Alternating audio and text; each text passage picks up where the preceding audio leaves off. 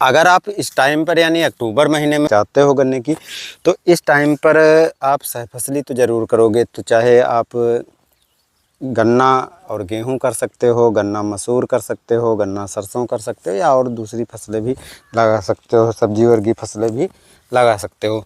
अब इस टाइम पर इस खेत में जो है ट्रंच मैथड से गन्ना बुआई किया गया है। आपको यहाँ पर हम दिखा दें, और इधर जो है कूड़ गिराए जा रहे हैं। देखो, इस टाइम पर पाटा तो आपको नहीं लगाना है, केवल मिट्टी गिराना, जैसे इधर गिराई जा रही है। बीच में जैसे ये जो है यहाँ पर इसमें सरसों की बुआई की गई।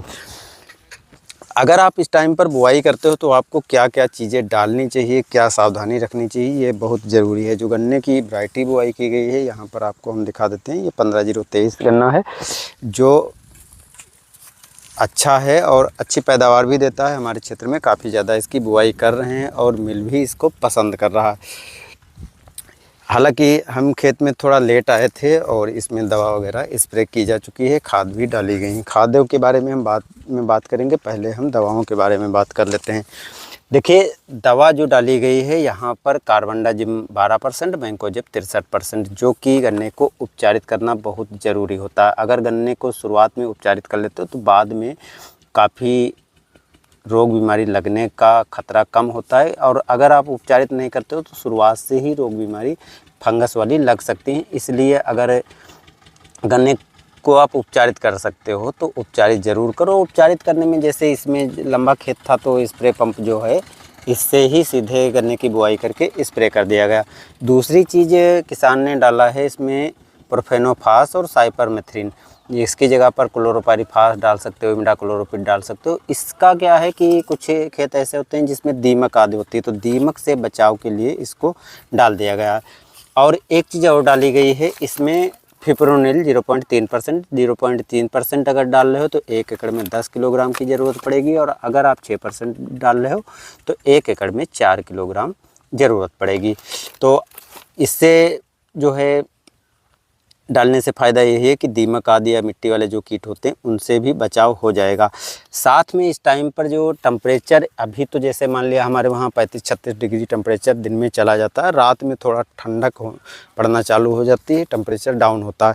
यदि 25 से नीचे रात का टेम्परेचर जाता है तो गन्ना जमाव में थोड़ी दिक्कत होती है। तो इसलिए आपको क्या करना चाहिए, देखिए ये दवा है, आपको यहाँ पर हम दिखा देते हैं। ये इथोफोन 39% SL, ये एक प्रकार का PGR है, और इसको अगर आप अपने गन्ने की बुआई के टाइम इस टाइम पर डाल लेते हो तो सबसे बड़ा बेनिफिट क्या होगा कि देखिए, ये जो PGR है इससे जड़ों का विकास, जड़ों का फुटाव, कल्लों के निकलने की प्रोसेस को तो बढ़ाता है। साथ में जो टेम्परेचर डाउन होता है उस टेम्परेचर को ये थोड़ा मैनेज कर लेता है, जिससे कि जमाव गन्ने का काफ़ी बेहतर ढंग से हो जाता है। क्योंकि ये थोड़ा गर्म दवा होती है और जब आप डालोगे तो अंकुरण करने में ये काफ़ी सक्रिय कर देता है, और जब अंकुरण हो जाएगा तो गन्ना का जमाव हो जाएगा। तो इसलिए जो समस्या इधर रहती है कि अक्टूबर महीने में या नवंबर महीने में या थोड़ा लेट बुआई करते हो, टेम्परेचर दिन का डाउन जाता है तो जमाव सही ढंग से नहीं होता है, और जब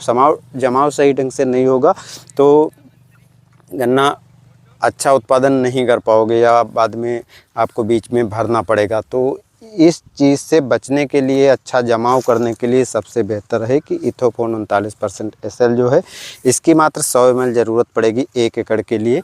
और अगर आप इस टाइम पर जैसे टेम्परेचर थोड़ा ज़्यादा है तो डोज कम कर सकते हो, वैसे ज़्यादा टेम्परेचर डाउन होता है, दिन का टेम्परेचर यदि 20-22 डिग्री टेम्परेचर रहता है, रात का 10-11 टेम्परेचर आ जाता, तब भी इसको 100 ml डाल करके आप बुआई कर दीजिए और जमाव आसानी से हो जाएगा। इसको दवाओं के साथ में मिला करके स्प्रे कर सकते हो। बाकी ये ग्रोथ मोटर तो है ही है और अपना काम आगे का करता है। तो बस ये इस बात का ध्यान रखना है। थोड़ा सा यहाँ पर बता दें कि जब आप बुआई करो तो बुआई करने के बाद इस टाइम पर पाटा नहीं लगाना है। बहुत से किसान भाई पाटा लगा देते हैं, मिट्टी ज़्यादा मुलायम होगी तो सेट हो जाएगा, कड़ा होगा, जमाव में दिक्कत होगी। तो इसलिए आपको हल्की मिट्टी गिराना है, क्योंकि इस टाइम पर जो हल्की मिट्टी गिराओगे तो नमी बनी रहती है, नमी नहीं जाएगी। मार्च अप्रैल में जब बुआई करते हो तो मिट्टी सूख जल्दी जाती है। तो इस टाइम पर जैसे इस खेत में आपको दिखाते हैं, इसमें भी मिट्टी गिराई जा रही है, तो मिट्टी आप गिरा सकते हो। और दूसरी फसलें जो आपने बुआई की है उसको भी कर सकते हो। बात कर लेते हैं उर्वरकों की। तो उर्वरकें आप DAP, NPK, single super phosphate जो भी लेना चाहते हो उसको ले सकते हो, उसको डाल सकते हो।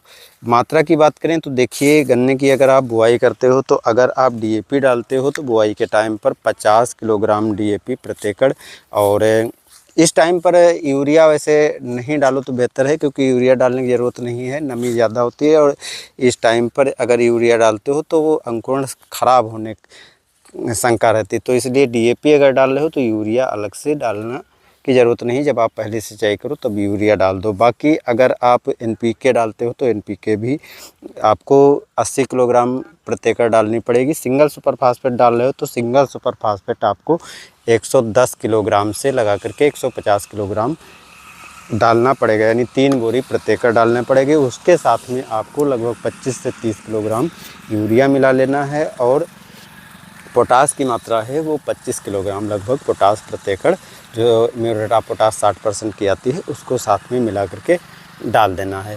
अगर आप ये सब चीज़ें कर लेते हो तो आसानी से गन्ने का जमाव बेहतर ढंग से हो जाएगा। हाँ, अगर आप सहफसली खेती कर रहे हो, दूसरी भी फसल बुआई कर रहे हो, तो ये इस बात का ध्यान रखना है कि उसके लिए आपको उर्वरक की डोज अलग से डालना है। बाकी बुआई करने के पहले आपको कंपोस्ट प्रति एकड़ के हिसाब से 60 से 100 टन अपने खेत में ज़रूर बिखेर देना चाहिए, जिसका आपको लगातार लंबे टाइम तक फ़ायदा मिलता रहेगा। तो बस दोस्तों, मिलते हैं नए वीडियो के साथ। धन्यवाद।